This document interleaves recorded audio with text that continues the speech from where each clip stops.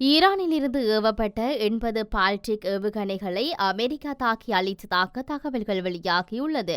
Iran மற்றும் ஏமனிலிருந்து ஏவப்பட்ட குறைந்தபட்சம் 6 பால்டிக் ஏவுகணைகள் 80க்கும் மேற்பட்ட ஒருவழி தாக்குதல் ஆளில்லா ஏரியில் வாகனங்கள் ஆகியன தடுத்து அழிக்கப்பட்டதாக அமெரிக்கா தெரிவித்துள்ளது. இஸ்ரேல் ராணுவம் சிரியாவில் உள்ள ஈரான் ஆதரவு பெற்ற ஹிஸ்புல்லா அமைப்பினர் மீது தாக்குதல் நடத்தி வருகின்றது. இஸ்ரேலின் பாதுகாப்பு நடவடிக்கைக்கு தாங்கள் உதவியாக அமெரிக்க அதிபர் ஜோ பைடன் நேற்று தெரிவித்திருந்தார். மேலும் ஈரானின் தொடர்ச்சியாக இதற்கு முன்னெப்போதும் இல்லாத வகையிலான மோசமான மற்றும் பொறுப்பற்ற நடத்தை பிராந்திய ஸ்திரத்தன்மை மற்றும் அமெரிக்க மற்றும் கூட்டணி படைகளின் பாதுகாப்புக்கு ஆபத்தை விளைவிக்கின்றமை குறிப்பிடத்தக்கது. ஏவுகணைகள் மற்றும் ஆளில்லா ட்ரோன்களை பயன்படுத்தி கடந்த 14ஆம் தேதி ஈரான் ஆதரவு போராளிகள் இஸ்ரேல் மீது நடத்திய தாக்குதலுக்கு உலக தலைவர்கள் கண்டனம் தெரிவித்துள்ளனர். அத்தோடு ஐக்கிய நாடுகள் சபையின் பொதுச் செயலாளர் அன்டோனியோ குட்ரஸ் மற்றும் ஐரோப்பிய ஒன்றியத்துக்கான அதன் முக்கிய ராஜதந்திரிகளில் ஒருவரான ஜோசப் ஃபொரல்ஸ் ஆகியோர் இஸ்ரேல் மீதான ஈரானின் தாக்குதலை கண்டிப்பதாகவும் அதை நியாயப்படுத்த முடியாது என்றும் கூறியுள்ளார்.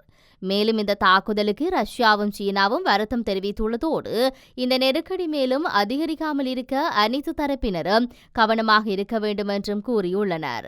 கனேடிய பிரதமர் ஜஸ்டின் ட்ரூடோ, பிரிட்டிஷ் பிரதமர் ரிஷி சுனக் மற்றும் அமெரிக்க அதிபர் ஜோ பைடன் ஆகியோர் ஈரானிய தாக்குதலுக்கு கண்டனம் தெரிவித்துள்ளதோடு மற்றும் இஸ்ரேலும் தொடர்ந்து ஆதரவளிப்பதை வலியுறுத்தியுள்ளனர்.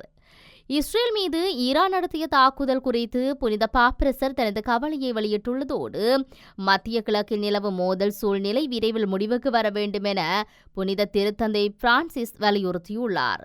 ஈரான் மீது மீண்டும் தாக்குதல் நடத்த இஸ்ரேலை அமெரிக்கா ஆதரித்தால் அந்த பகுதியில் உள்ள அமெரிக்க ராணுவ தளங்களை தாக்குவோம் என ஈரான் பாதுகாப்பு படைகளின் தலைமை அதிகாரி மேஜர் ஜெனரல் முகமது பகீரி தெரிவித்தார். இஸ்ரேல் மீதான ஈரானின் தாக்குதலுக்கு பதிலடியாக ஈரான் மீது இஸ்ரேல் தாக்குதல் நடத்தினால் அதற்கு கடுமையான பதிலடி கொடுக்கப்படும் என முகமது பகீரி எச்சரிக்கை விடுத்துள்ளார்.